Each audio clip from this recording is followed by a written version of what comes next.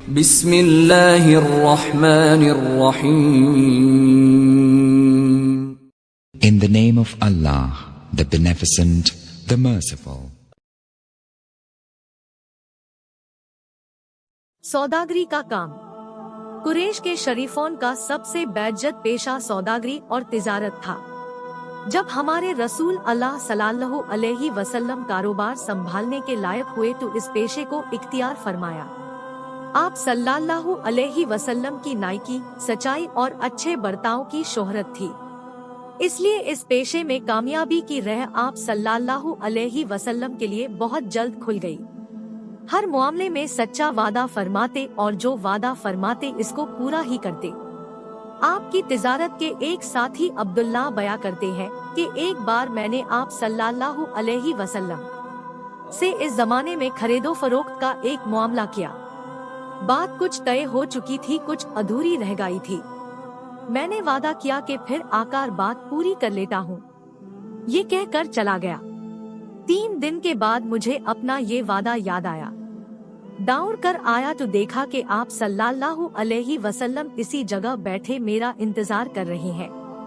और जब आया तो आप सल्लल्लाहु अलैहि वसल्लम की पेशानी पर मेरी इस हरकत से बॉल तक नहीं आया.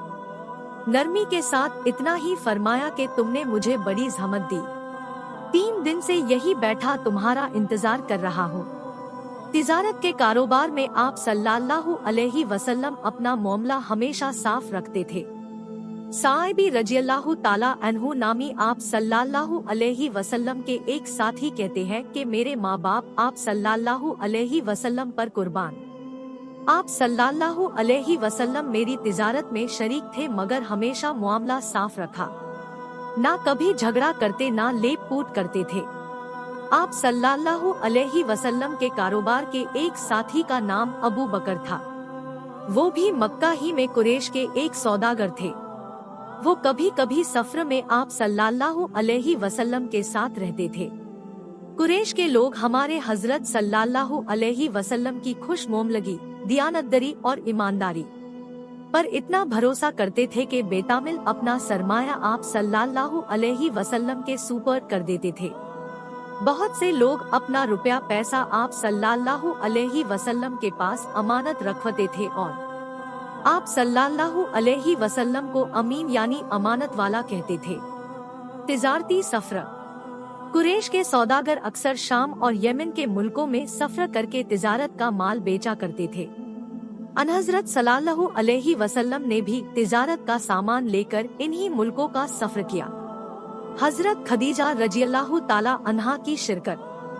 अरब में तिजारत का एक कायदा ये था कि अमीर लोग जिनके पास दौलत होती थी वो रुपए देते थे और दूसरे मेहनती लोग जिनको तिजारत का सलीका होता था उस रुपए को लेकर तिजारत में लगाते थे और इससे जो फायदा होता था इसको दोनों आपस में बांट लेते थे. हजरत सल्लल्लाहु अलैहि वसल्लम ने भी इसी तरीके पर तिजारत का काम शुरू किया था.